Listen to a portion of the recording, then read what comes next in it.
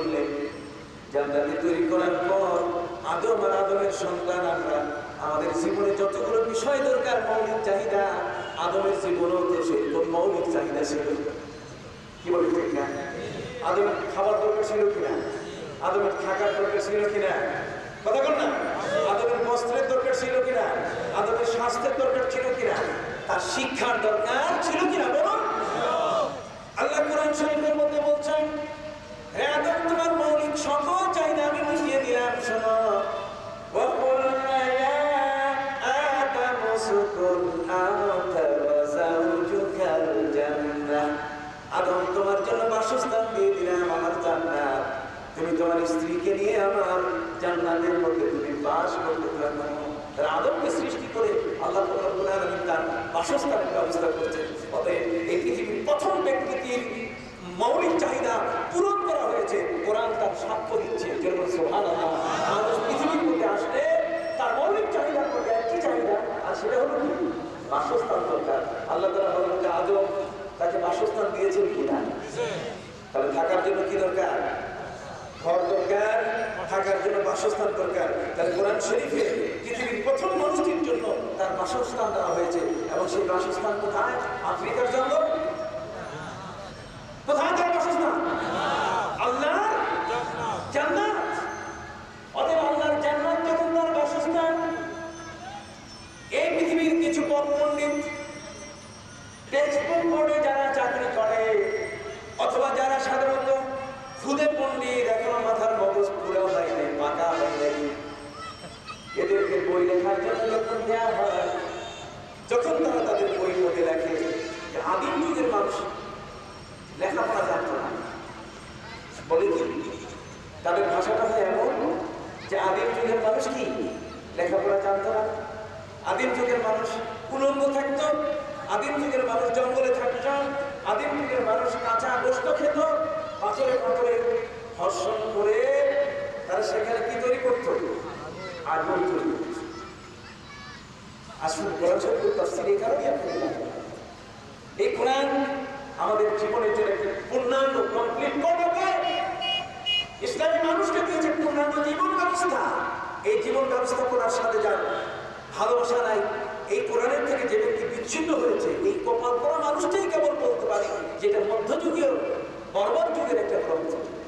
কথা বুঝতে পারছেন? কিন্তু যাদের সামান্যতম জ্ঞান আছে, একটি বোকা মানুষের যতটুকু জ্ঞান, অতটুকু পরিমাণ যদি জ্ঞান থাকে, তাহলে কোরআনের বাইরে যাওয়ার কোনো সুযোগ তার নাই।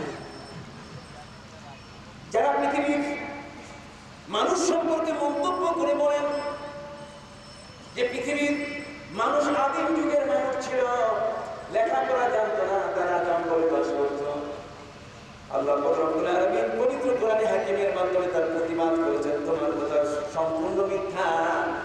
আদিম শব্দ তুমি জন্ম দিতে পারো নাই। আদিম শব্দ আমি আল্লাহ জন্ম দিয়েছি। এর থেকে এই আদিম শব্দটা মূলত জন্ম নিয়েছে আদম থেকে। কার থেকে? আদমের চেয়েও আগে প্রবীণ আছে? জোরে কোন না? আদমের চেয়ে আর আগে কোন মানুষ আছে? আর পৃথিবীর প্রাচীন মানুষ বলতে গেলে সিরিয়ালে কাকে আনতে হবে? আদম। যেহেতু সিরিয়ালে আদমকে আনতে হবে, ওই আদমের সম্পর্কে আল্লাহ রাব্বুল আলামিন পরিচয় দিয়ে দিলেন। পবিত্র কোরআনে হাকিমে আল্লাহ বলেন, ওয়া'আল্লামা আদামাল আসমাআ কুল্লাহা। আল্লাহ বলেন, আমি আদমকে পৃথিবীতে পাঠিয়ে আমি তাকে সবচেয়ে বড় শিক্ষিত বানিয়ে দিয়েছি। এই পৃথিবীর মধ্যে সে সবচেয়ে বেশি লেখাপড়া জানতো। আদম লেখাপড়া জানতেন। ওয়া'আল্লামা আদামাল আসমাআ কুল্লাহা। কোরআন শরীফের মধ্যে আছে কিনা? আছে। আমি কি আপনাদের চিন্তাধারা বাইরে কথা বলছি? না। আছে কিনা? আছে। আদমকে আল্লাহ রাব্বুল আলামিন নাম ধরে বলছে, ওয়া'আল্লামা আদামাল আসমাআ কুল্লাহা। আল আসমাআ কুল্লাহা মানে জগতের যত কিছুর নাম, প্রত্যেকটির নাম তার জানা, প্রত্যেকটি বিষয়ের সম্পর্কে তার এত বড় পাণ্ডিত্য যে ফেরেশতা জগৎ পর্যন্ত তার কাছে ফেলিওর হয়ে গেছে, ফেরেশতা জগৎ পর্যন্ত তার কাছে আত্মসমর্পণ করে ফেলেছে। যে কারণে আল্লাহ রাব্বুল আলামিন ফেরেশতাদেরকে বলেন যে যখন আদমের কাছে পারোই না, তাকে সিজদা করো। জোরে সুবহানাল্লাহ। আর একটু বড় করে বলেন না সুবহানাল্লাহ। আমি আমার ভাইদের খেদমতে কিভাবে বলবো? এই জগতের মধ্যে আদম আলাইহিস আলাইহিসসালামকে নিয়ে বাজে যত কথা বলা হয়েছে, যারা বলেছেন আগের যুগের মানুষ লেখাপড়া করতো না, আগের যুগের মানুষ আগুন জ্বালাতে জানতো না, কোরআন শরীফের মধ্যে আল্লাহ রব্বুল আলামিন কি চমৎকার করে বলছেন যে আগুন জ্বালাতে পারতেন। সুবহানাল্লাহ। সূরা ইয়াসিনের মধ্যে দেখেন আল্লাহ বলেন আল্লাযী জাআলা লাকুম মিনাশ শাজারিল আখদারি নারান ফাইদা আনতুম মিনহু তুকিনুন। সুবহানাল্লাহ। আদম পৃথিবীতে পাথর ঘর্ষণ করে আগুন সৃষ্টি করছে, পৃথিবীতে কোনো ইতিহাস নাই। বরং আদম তিনি আগুন বানাইছেন গাছের থেকে। আল্লাহ নিজেই বলছেন আল্লাযী জাআলা লাকুম মিনাশ শাজারিল আখদারি নারা। আর শাজারুল আখদার তার মানে সবুজ গাছ, সবুজ গাছের ভিতর থেকে প্রত্যেকটা গাছের মধ্যে আগুন ধরার মতো ক্ষমতা আছে, জ্বালানি ক্ষমতা প্রত্যেকটা গাছের ভিতরে আছে। আছে কিনা? আগুনের পেটে দিলে গাছে আগুন লাগে না? কথা বলেন না?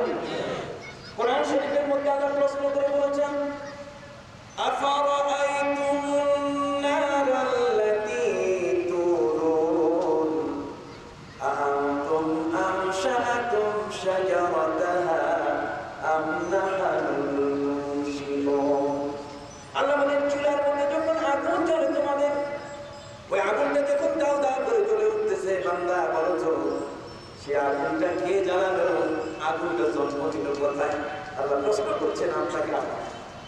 আফারাআইতুমুন নারাল্লাতী তুরুন, যে আগুনটা দাও দাও করে উপরে উঠছে, ওই আগুনটা এই যে দেখছো কোথেকে জন্ম নিল? কে বানাইছে? পবিত্র কোরআনে হাকিমে আল্লাহ প্রশ্ন করছেন আআনতুম আমশাআতুম শাজারাতাহা আম নাহনুল মুনশিরুন। আল্লাহ রব্বুল আলামিন বলেন তুমি কি সেটা তৈরি করেছো আগুনটা, না আমি আল্লাহ তৈরি করেছি? জোরে বলুন কে তৈরি করেছে? আল্লাহ। আরো জোরে বলেন কে তৈরি করেছে? আল্লাহ। তাহলে যে আল্লাহ আগুন তৈরি করেছে, সেই আল্লাহ হযরত আদম আলাইহিস সালামকে আগুন তৈরি করে শিখান নাই? ওয়া আল্লামা আদম আসমাআ কুল্লাহা, সব কিছু শিখাইছে, খালি আগুনটা শিখায় নাই। আগুনকে এই জন্য পাথরে পাথরে ঘর্ষণ দিয়া জ্বালাবার জন্য জঙ্গলে গেছে। এটা কি কোনো বুদ্ধিমান মানুষ বিশ্বাস করে? জোরে বললাম ভাই, আপনারা কেন জানি বেজার হয়ে গেছেন?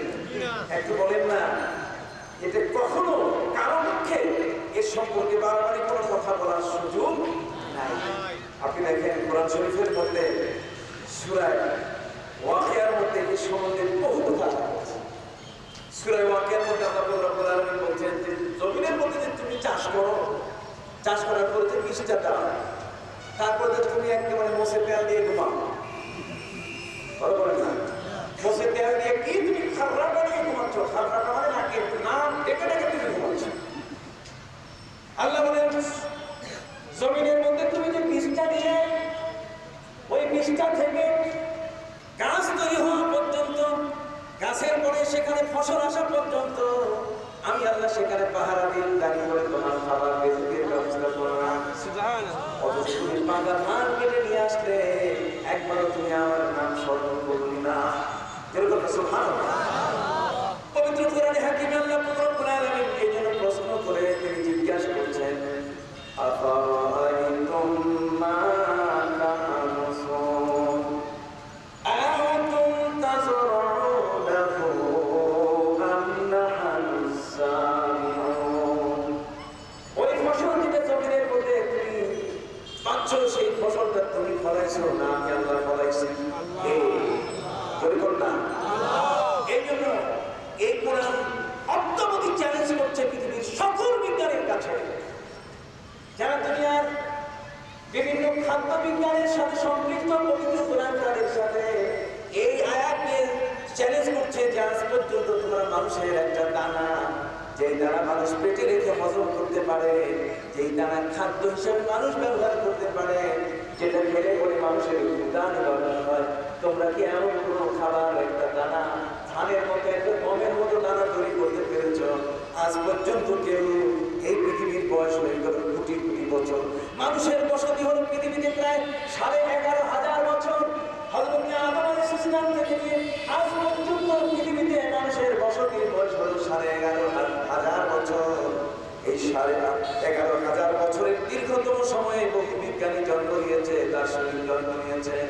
আজ পর্যন্ত ধানের মতো একটা ছোট্ট দানা, আজ পর্যন্ত গমের মতো একটা ছোট্ট দানা তারা আবিষ্কার করে দেখাতে পারে নাই। পারছে? এগুলো আমরা প্রশ্ন করেছি। আফারাআইতুম মা তাহরুসুন, তোমরা যা বীজ বপন করে আসো, জমি চাষ করো, ওখানে যে বীজটা দাও, ওখান থেকে ফসলকে ফলায়। আনতুম তাজরাউনাহু আম নাহনুস যালিকুন। আল্লাহ বলেন শুধু তাই না, হ্যাঁ পৃথিবীর মানুষ, যদি তোমার উপরে আমি আকাশকে শূন্য করে ফেলি, কোনো মেঘ দেব না, কোনো বৃষ্টি তোমার উপরে আসবে না, তাহলে পৃথিবীর কোনো